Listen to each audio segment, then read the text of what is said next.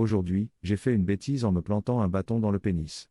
C'est la chose la plus bizarre qui me soit jamais arrivée et, pour être honnête, j'ai ri tout au long de l'expérience, à l'exception de la partie douloureuse. Cela s'est passé il y a quelques heures. J'étais assise dans ma chambre, en train de travailler sur mon ordinateur pour mettre à jour et ajouter des modèles à mes boutiques Redbubble et Amazon. Je commençais à m'ennuyer parce que je devais attendre 30 minutes pour que ma boutique Amazon soit mise à jour. J'ai donc fait ce que tout homme fait lorsqu'il s'ennuie. J'ai décidé de faire des bêtises. J'ai eu l'idée lumineuse de planter une baguette dans mon pénis. Je l'ai donc enfoncé jusqu'à ce que son extrémité entre entièrement dans le trou. Attention, l'extrémité était carrée et non circulaire. Après l'avoir complètement enfoncé, j'ai réalisé que j'avais fait une erreur et j'ai essayé de la retirer. À ce moment-là, la tête de mon pénis était gonflée et je n'arrivais pas à faire sortir l'extrémité carrée du trou circulaire. J'ai tiré et tiré, mais il ne voulait pas sortir.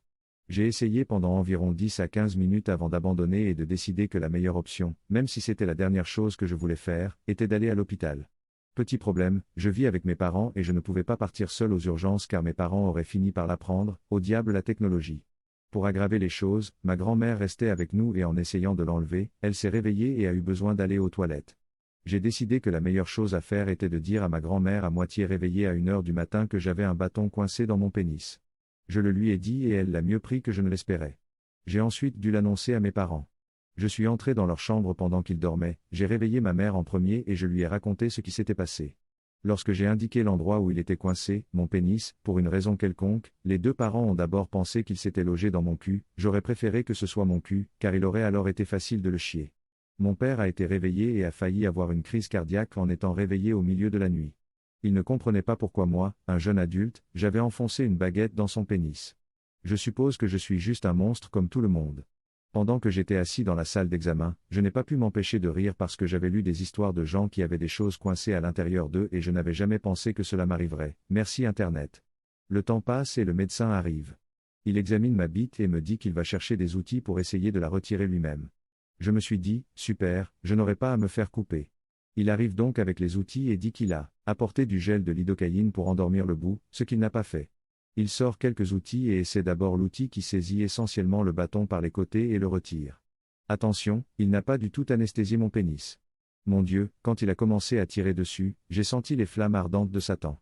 Ça faisait tellement mal et il continuait à tirer. Pendant tout ce temps, je suis resté assis à gémir et à gémir de douleur. Finalement, il n'a pas voulu sortir, mais il a décidé d'essayer une dernière fois, c'est celle qui faisait le plus mal. Elle ne sortait toujours pas. Il a alors dit qu'il allait contacter le spécialiste et voir ce qu'il fallait faire. 10 minutes plus tard, il revient et dit qu'il va anesthésier la zone et faire une petite entaille à l'extrémité pour pouvoir la retirer. Il revient plus tard et apporte un scalpel et une grosse aiguille. Il nettoie la zone et insère l'aiguille. Si vous avez déjà été frappé et qu'on vous a injecté une aiguille dans le pénis, vous savez à quel point cela fait mal, et si ce n'est pas le cas, ne le faites pas. Il l'a enfoncé et a provoqué une douleur aiguë et une sensation de brûlure. Finalement, ma bite a ressemblé à une brique tellement elle était engourdie et il l'a simplement coupée, sans rien sentir. Il l'a ensuite recousue et a terminé. Et pour aggraver la situation, j'ai dû demander à ma pauvre grand-mère de me conduire et d'attendre avec moi aux urgences, merci grand-mère. En fin de compte, alors que je suis assise ici en train d'écrire ces lignes et d'y repenser, c'était une sacrée expérience, mais une expérience que je m'efforcerai d'éviter à l'avenir. Le pire, c'est que mes parents se sont rendormis et que je dois maintenant attendre jusqu'au matin pour leur parler à nouveau. J'espère que ce ne sera pas bizarre. Trop long. Je n'ai pas lu, je me suis ennuyé et j'ai décidé de faire des bêtises, ce qui m'a valu d'avoir une baguette plantée dans mon pénis. Ma grand-mère était en visite et a dû m'emmener aux urgences à 1 heure du matin. Le médecin a essayé de retirer la baguette sans anesthésier le pénis et a finalement dû faire une incision dans la tête pour retirer la baguette.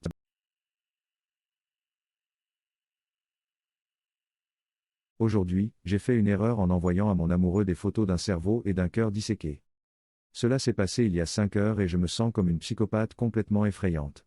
Mon béguin et moi fréquentons la même université, mais avec des spécialités différentes. Je suis sur le point de devenir un médecin spécialisé dans la chirurgie, tandis que mon béguin poursuit des études artistiques. Hier, nous étions tous les deux sur le campus avec des amis communs. À un moment donné, l'un d'eux a commencé à parler d'un incident de plongée sous-marine, où une personne âgée a eu un accident vasculaire cérébral et est morte sur le bateau. Il a été enroulé dans un tapis et est resté ainsi, mort, sur le bateau pendant toute une semaine, jusqu'à ce qu'il puisse accoster et sortir le mort du bateau. Cela a déclenché une conversation entre nous, car la moitié du groupe pensait qu'il aurait été préférable de le jeter à la mer et de le laisser se faire manger par les poissons, tandis que l'autre moitié pensait que ce serait moralement répréhensible, mais que c'était probablement la meilleure chose à faire de toute façon. J'ai alors fait le lien avec le cerveau et le cœur que nous avions récemment disséqué dans le cadre d'un de nos cours et mon béguin a semblé intéressé par ce que nous avions fait et a posé quelques questions. Parce que je suis une jeune femme de 20 ans en mal d'amour, j'ai voulu lui envoyer un texto aujourd'hui. C'est ce que j'ai fait. J'ai envoyé 9 photos du cœur et du cerveau que mon groupe et moi avons disséqués. 9 photos pleines de sang, de scalpels, de tissus cérébraux et de muscles cardiaques. Chaque photo était plus horrible que la précédente. Inutile de dire que mon merveilleux et innocent béguin, qui n'a rien à voir avec le sang et les organes dépecés sur une table, n'a pas du tout apprécié ces photos. Aucune réponse jusqu'à présent. Juste un silence total. Depuis, j'ai réfléchi à des noms pour un éventuel changement de nom et au pays dans lequel je pourrais déménager. Il n'y a aucune chance que nous nous parlions à nouveau, car qui, dans son esprit, voudrait passer du temps avec quelqu'un qui n'envoie que des photos de substances cérébrales en bouillie et de cœurs brisés? Trop long. Pas lu. Par excitation, j'ai envoyé à mon amoureux des photos d'un cœur et d'un cerveau disséqués.